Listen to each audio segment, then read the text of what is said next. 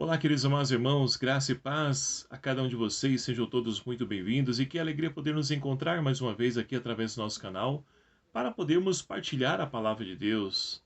E hoje, nessa quarta-feira da quarta semana da Páscoa, nesse dia 6 de maio de 2020, nós então somos convidados a poder meditarmos o Evangelho de São João, lá no capítulo 12, versículos de 44 a 50.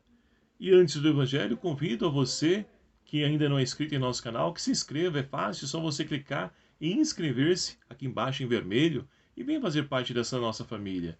E me ajude também a compartilhar esse vídeo, esse nosso canal, para que a palavra de Deus possa alcançar o maior número possível de pessoas. Conto com a sua ajuda, a sua colaboração.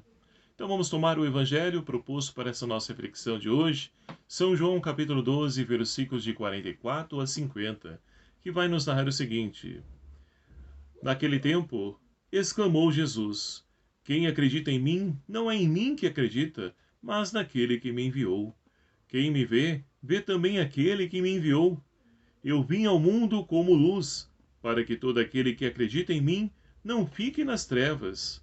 Eu não condeno quem ouve as minhas palavras e não obedece a elas, porque eu não vim para condenar o mundo, mas para salvar o mundo. Quem me rejeita e não aceita minhas palavras já tem o seu juiz. A palavra que eu falei será o seu juiz no último dia. Porque eu não falei por mim mesmo. O Pai que me enviou, ele é quem me ordenou o que eu devia dizer e falar. E eu sei que o mandamento dele é a vida eterna. Portanto, o que digo, eu digo conforme o Pai me disse. Palavra da salvação. Glória a vós, Senhor. Meus caríssimos irmãos e irmãs, é com grande alegria que nós então nos encontramos para poder meditar a palavra de Deus.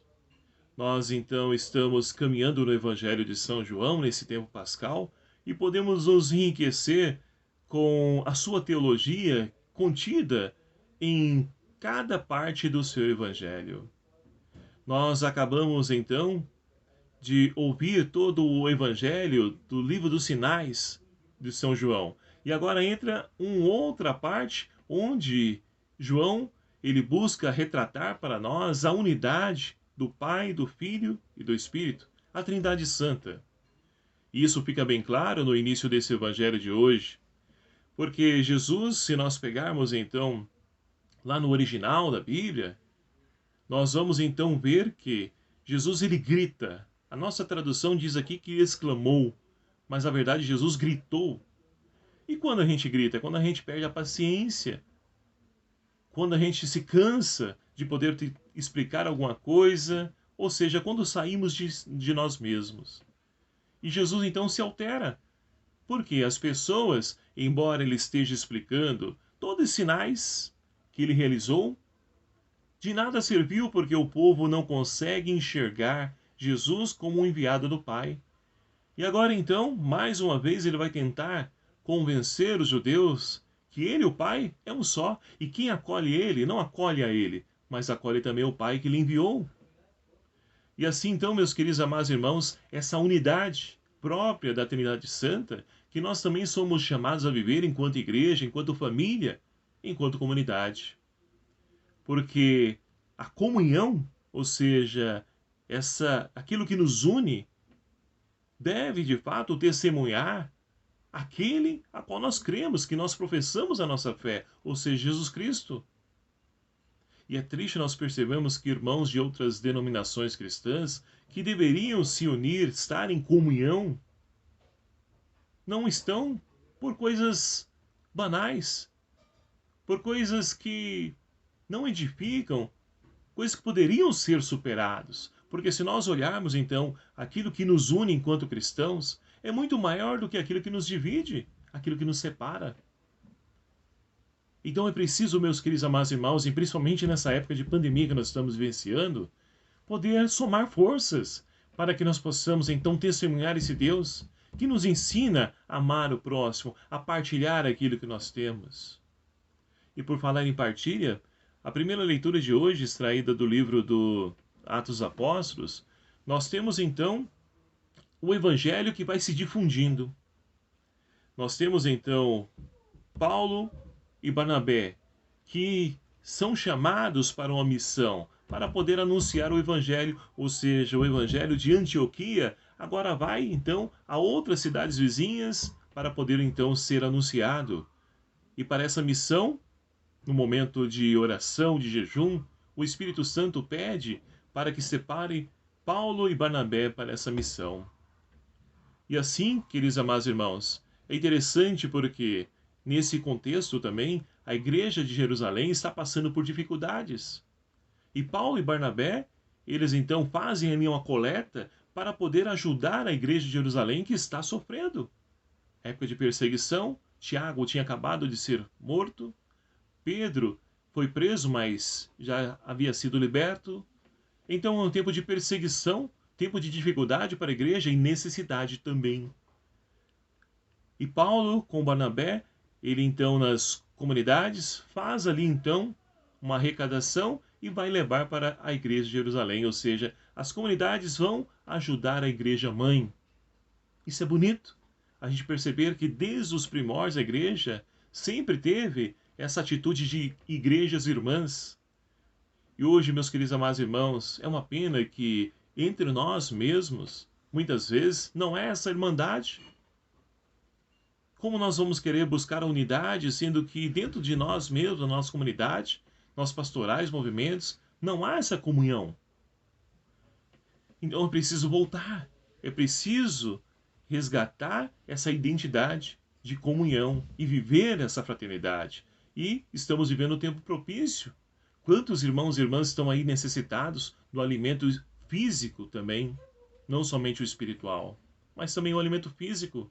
E as nossas igrejas têm então intensificado aí as formas de poder então arrecadar alimentos para ajudar tantos irmãos que têm aumentado gradativamente, conforme vai então aumentando essa quarentena, os dias da quarentena, vai acabando, obviamente, o alimento na casa. E muitas pessoas estão desempregadas porque perderam o emprego com essa pandemia e não conseguem sair para procurar emprego porque tem que ficar em casa. E muitas empresas também estão paradas. Olha só que tempo difícil nós estamos vivenciando. Mas é justamente neste meio, nesse contexto, que nós somos chamados então a viver essa fraternidade, essa partilha que é própria dos cristãos. Para que assim, então, meus queridos amados irmãos, todas as nações possam glorificar a Deus, como o salmista de hoje nos convida. Glorificar a Deus que provê o sustento necessário para nós, não somente para nós, mas para todos os seus amados filhos. E esse é o desejo de Deus. E aí podemos voltar para o Evangelho. Jesus mesmo vai dizer que aquele que não o acolhe, ele não vai então julgar, vai condenar, porque ele não veio para isso, mas a própria palavra que o julga. Então é preciso, meus queridos amados irmãos, ter claro isso, que Deus, ele se faz presente no meio de nós, ele, juntamente com o Pai, Jesus veio nos revelar a face do Pai, que nos convida à conversão, que nos convida a voltar para os seus caminhos. Agora, ele também se revela como luz. Jesus é a luz. Agora, quem não acolhe essa luz, fica nas trevas. E quem está nas trevas, infelizmente, corre o risco de tropeçar, de cair num buraco e, principalmente, se machucar, se acidentar. Então, meus queridos amados irmãos, Jesus é a luz. E nós precisamos ser reflexos dessa luz na vida dos irmãos, apontar para aquele que é a luz.